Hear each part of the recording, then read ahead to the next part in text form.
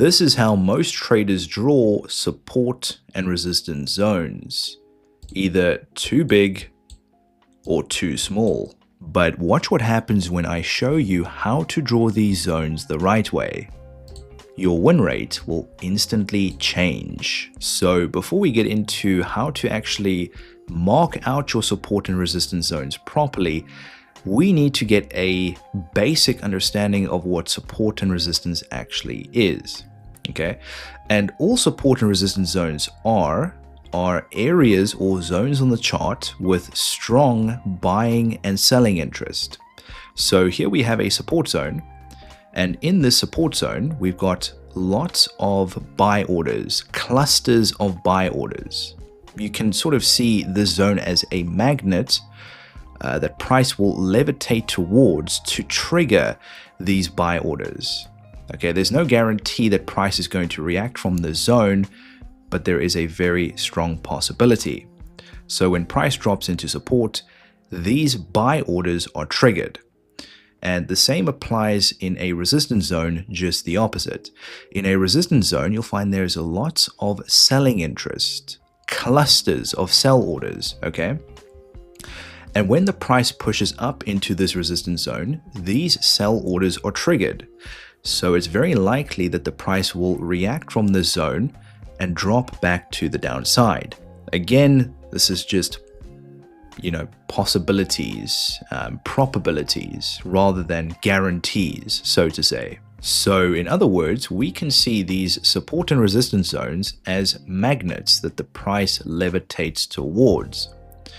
Now, how exactly do we identify support and resistance zones?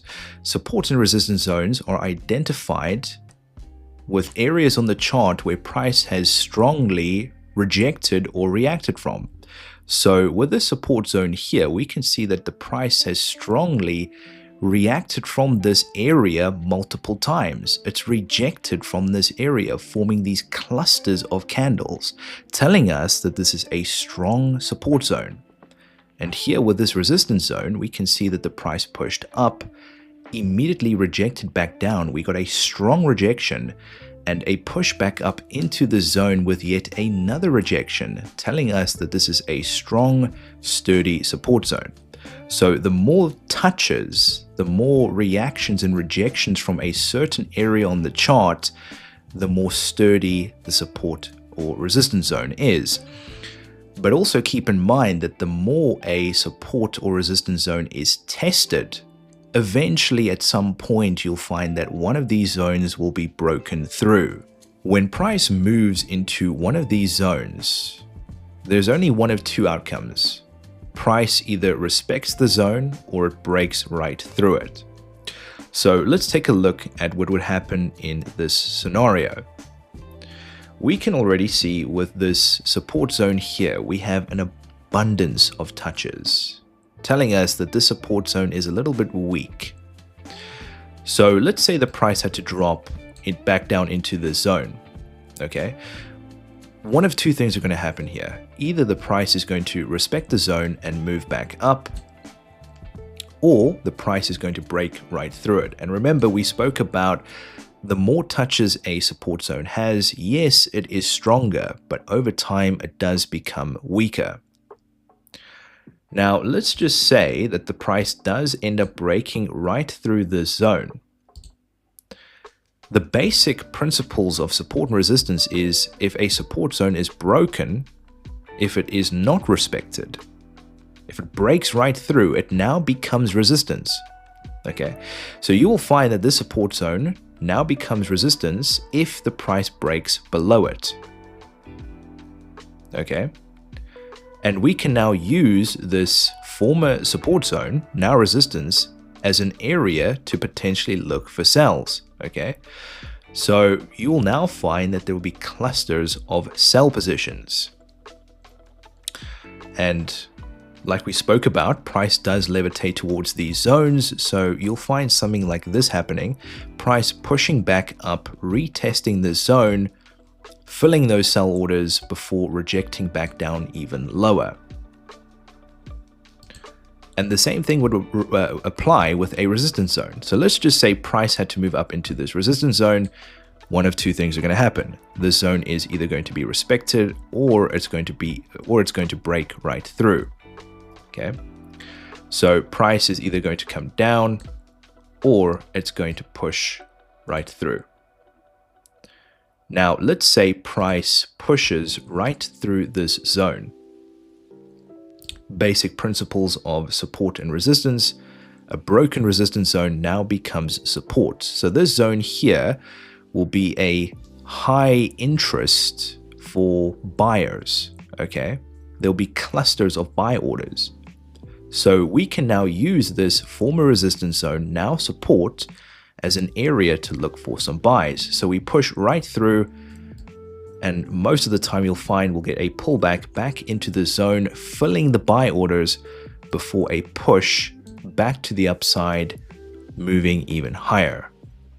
This is just the basic principles of support and resistance. To sum it up, a broken support zone becomes a resistance zone, and a broken resistance zone becomes a support zone. And when it comes to these zones being broken, it's not a little week-old break. So what I mean by that is, let's just say price pushes up and sort of moves above these highs here and then immediately rejects back down. Okay, I'm not talking about that. A clean resistance break comes with a firm push, a strong push. You might see something like a bullish engulfing candle or multiple consecutive green candles just closing, pushing the price even higher. That's a firm break. Okay, then we know for sure that a resistance zone is broken, now becoming support. And the same thing applies with a support zone. You're not going to see a little dip like this and then a push back up. This will be a prime example of a liquidity sweep. Okay, a firm break comes when you see a strong, a clean break below the support zone with a strong bearish engulfing candle or multiple red consecutive candles forming, telling us that, okay, this zone has been broken. The sellers are in control. That's basically what you want to look for. This tells us that, support now becomes resistance. But you guys get the idea. This was just a little skim over what support and resistance is, the basic fundamentals, how to identify support and resistance. We've basically checked all the boxes. So what we're going to get into now is I'm going to show you how to mark up your support and resistance zones properly to take your trading to the next level. So let's get into it. Before we continue into the video, I would like to squeeze in a little promo here. I'm inviting every single one of you here watching this video right now to join my free binary options Telegram channel with over 805 members. We've got an incredible community of people, and in this group, I post tons of tips, tricks, advice, and educational content such as this one, why you shouldn't rely on indicators. And this will help you expand your trading knowledge, level up your trading game, which is what it's all about at the end of the day. We've got all the bells and whistles. I even post free weekly signals, such as this one on AUD/USD, which I posted just the other day, a sweet 92% payout. Trade with the best and make some money while trading with me, because at the end of the day, that's what trading is all about, making money. Like I said, guys, it's completely free to join. No subscriptions, no fees. All you have to do is head to the link in the description below and join the FX Hypes free channel. Come and join this incredible trading community and start leveling up your trading game. If it's not for you, you can leave at any time. Let's get back into the video. Support and resistance can be marked up on any time frame. Statistically, most binary options traders trade on lower time frames. Because this is the case, I strongly advise that you guys stick to the 5-minute, the 15-minute, and the hourly time frames when marking up your support and resistance zones.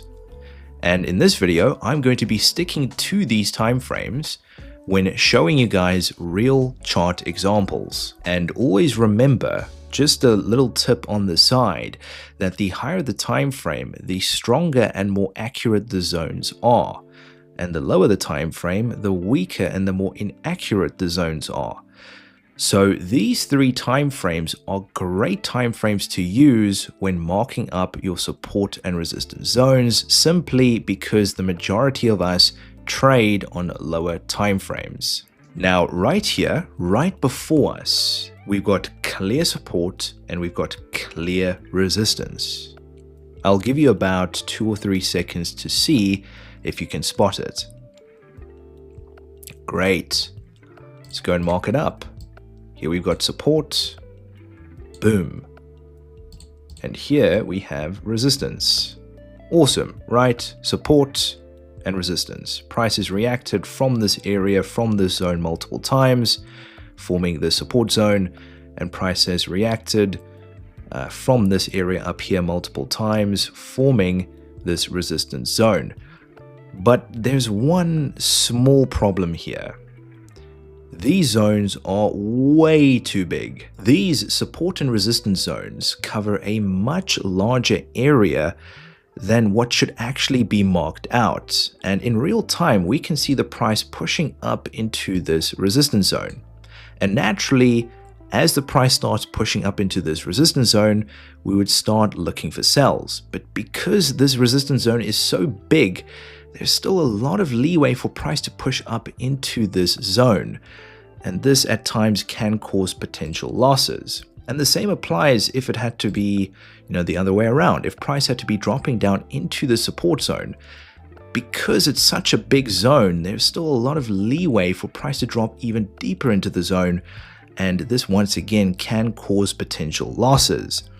And you'll find that a lot of traders mark up their support and resistance zones like this, way too big.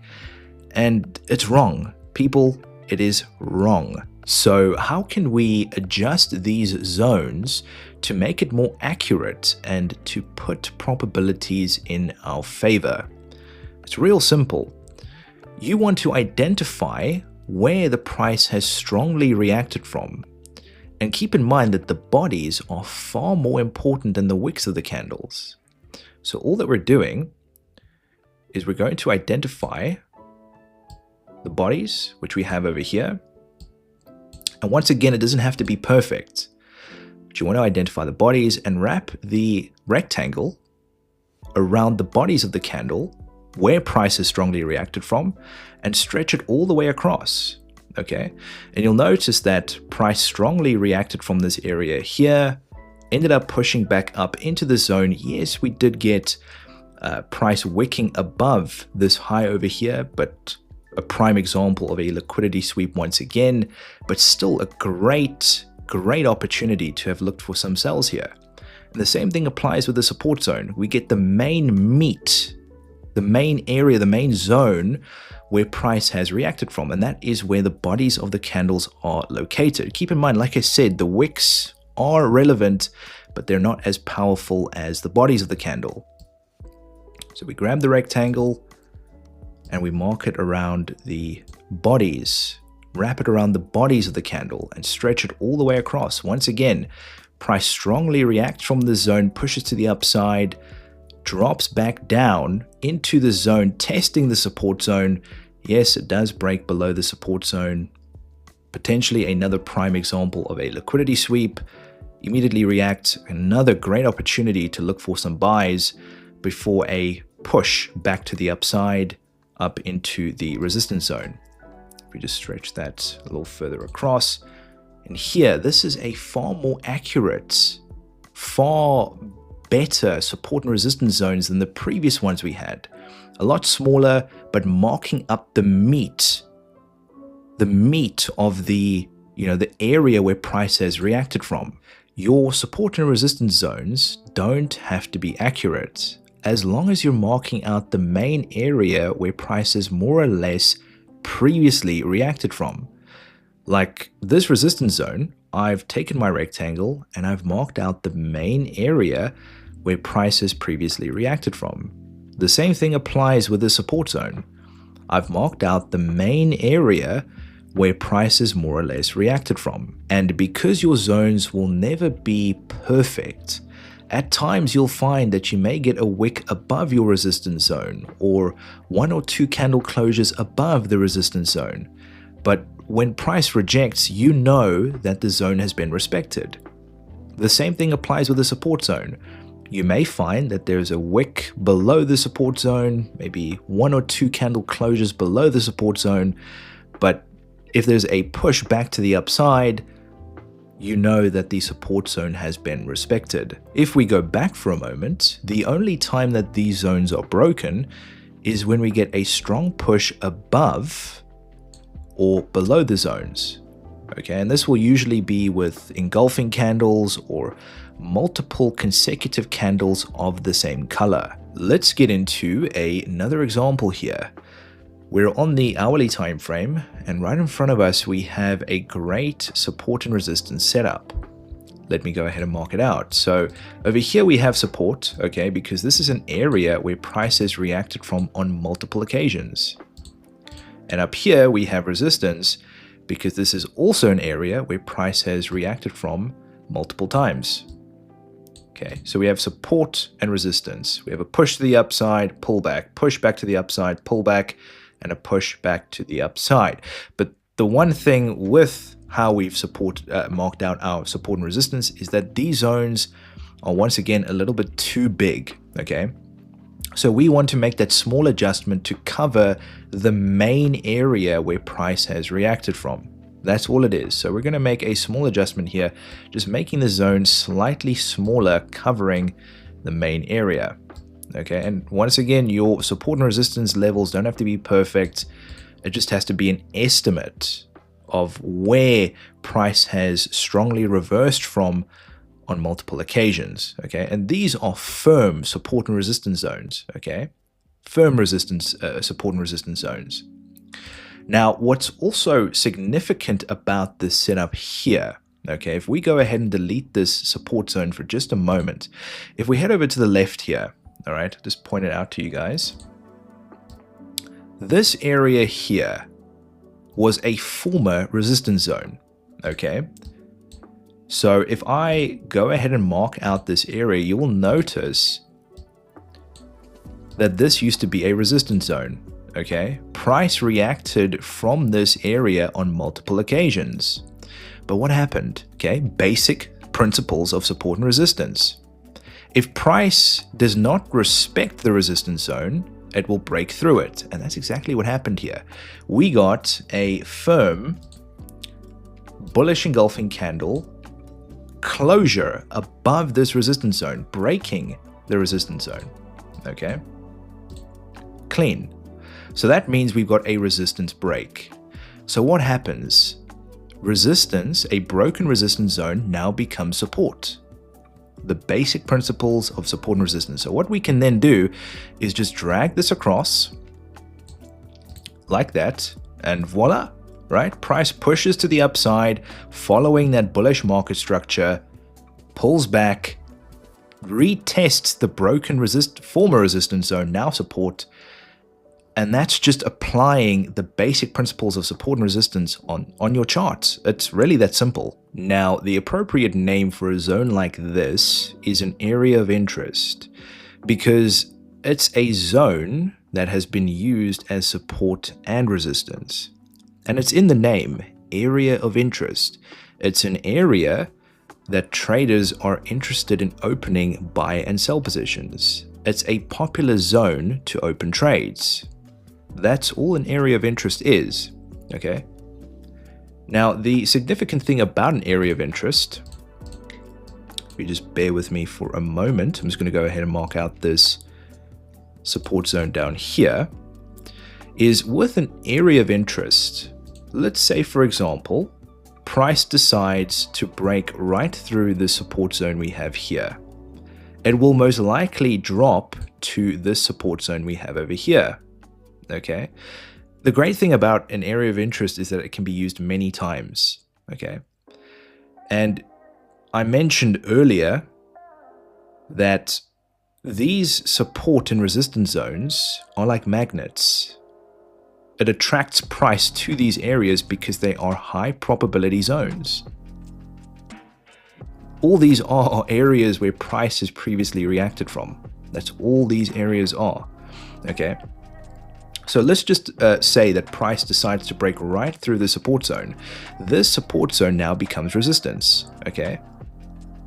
So in this case, we say price drops down to the support zone here. We can expect a potential move back up to resistance where we can look for some potential trades. Okay, and let's just say that price decides to break right through this resistance zone. It now becomes support. And the most likely target, if price had to break through this resistance zone, would be this resistance zone up here. And it can just, you can go back and forth, and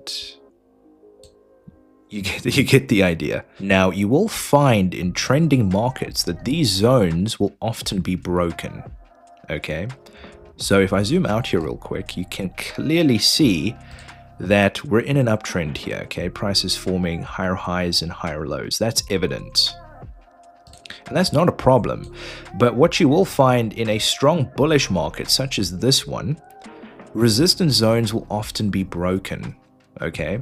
And what happens to broken resistance zones? They now become support, okay? So you can use those broken resistance zones that turn into support as pullback areas to look for potential buys. And the same would apply in a downtrend, just the opposite. Let's just say we're in a downtrending market like this. Broken support now becomes resistance, okay?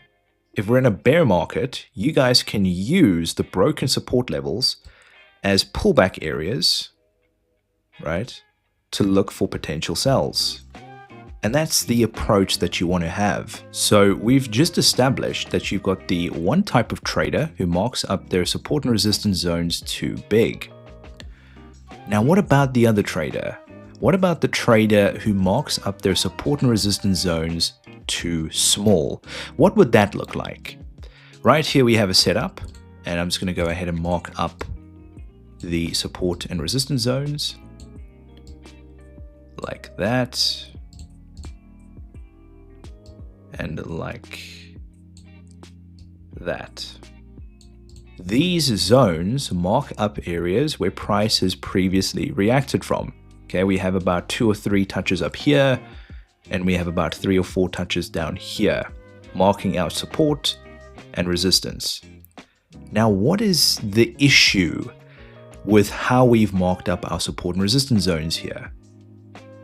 The zones are too small. They're way too small. And this can mess you up psychologically. You may miss out on potential trading opportunities, fake zone breaks, and from time to time you may even find price doing something like this. If you follow my pencil here, let's say price drops, you'll find price dropping to just above your support zone, and then it reverses back to the upside.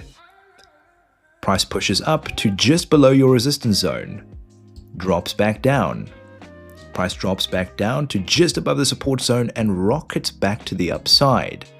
And this happens when your support and resistance zones are too small. Now, a simple way of fixing this issue is by adjusting your support and resistance levels to be a little larger, okay?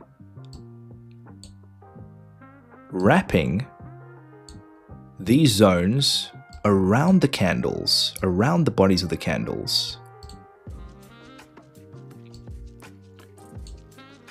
to something like this. These zones now cover the previous areas where price has bounced from. You guys can clearly see that. The zones are not too big and they're not too small. I would go as far as to say that they're perfect. Now, in real time, we somewhat got a resistance break right here. But this isn't a valid resistance break because there wasn't a continuation to the upside. Okay? Bullish market structure didn't continue. We didn't see this. We didn't see that continuation. Had we seen this bullish market structure continuation to the upside, then we can establish, okay, this is a firm resistance break. But all this really was a liquidity sweep more than anything else, sweeping this previous high we have here. Don't get me wrong, we did get a break above resistance here, but price struggled to push higher and immediately reversed back to the downside, with this bearish engulfing candle forming the beginning of the move to the downside. So the resistance zone has been respected, okay? And in this situation, we would need to adjust the resistance zone to accommodate the new high. All we'd need to do is adjust the zone to make it a little bigger. Our newly adjusted resistance zone now covers the main area where price has reacted from. This simple adjustment, by making your support and resistance zones a little bigger, makes a huge difference. And you can see why. Right here we have another example. Down here we have support. And up here we have resistance. But once again, you'll notice these zones are a little too small. So in this situation, all we'd have to do is make a small adjustment. Okay, small adjustment. And by making the small adjustment, we're enlarging the zones, and it makes it more visually appealing and 10 times better. I mean, take a look at this. Okay, we're covering most of the area where price has reacted from in this resistance zone up here, okay, and in this support zone down here.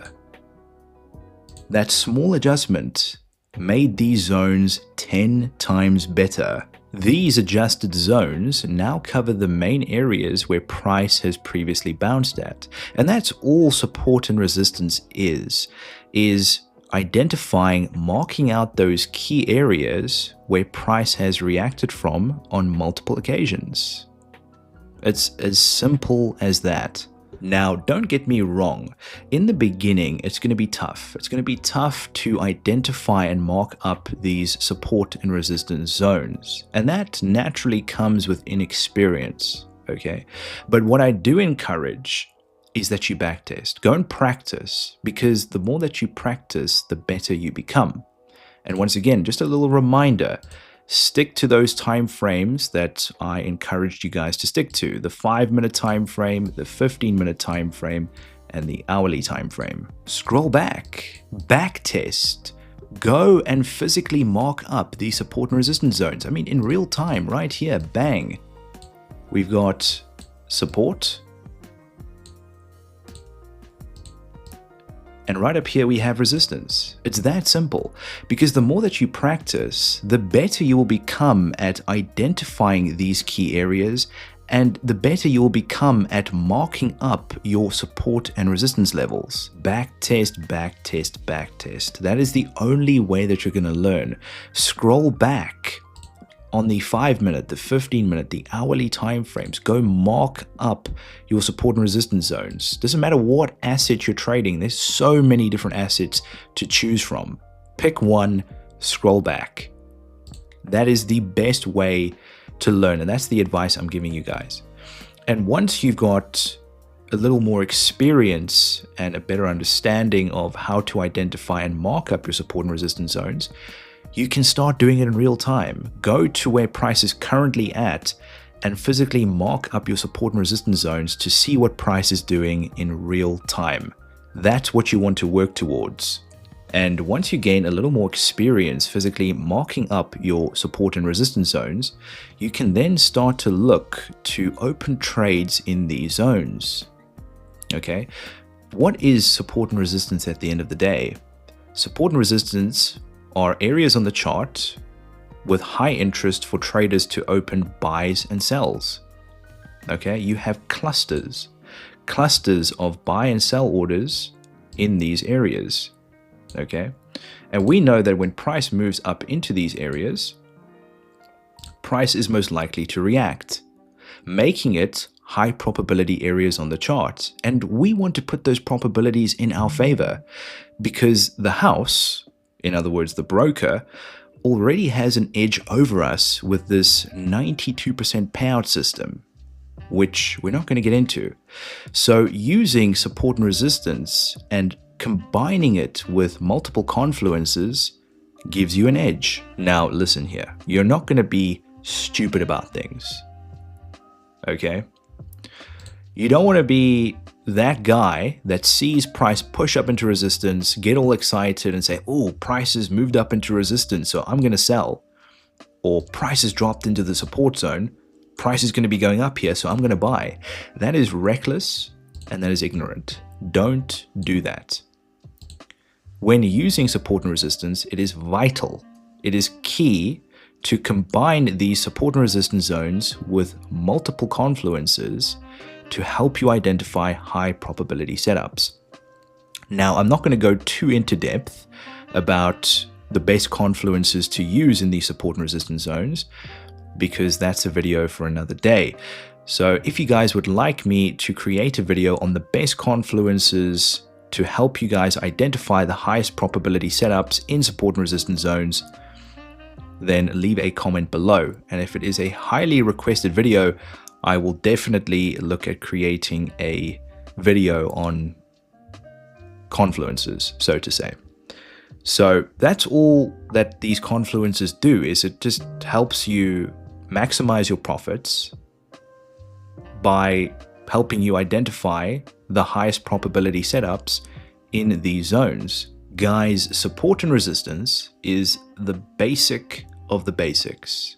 Once you knuckle that down, trading becomes so much easier. You start to notice things on the charts that you didn't notice before. And you can start to see things that regularly occur, patterns that often repeat, that you can apply in your trading. And support and resistance is a simple concept that helps you understand why price moves the way it does. I myself still use support and resistance to this day, and it gives me an edge. And using support and resistance, I'm able to identify incredible setups, and more often than not, I'm able to open some incredible trades and maximize my profits week to week. And that is the truth. Once you grasp the concept of support and resistance, it will take your trading to the next level. Once again, I'm going to remind you, continue to practice. Continue to put the time and effort in on the charts, because I can guarantee you that your future self will look back and thank you. But yeah, guys, this was a deep dive into what the structure of your trading should be. Well, one of the main parts.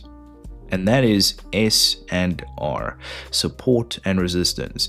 And in this video, we went into some detail about what support and resistance is, how to identify it, how to mark up your support and resistance zones properly, not too big and not too small.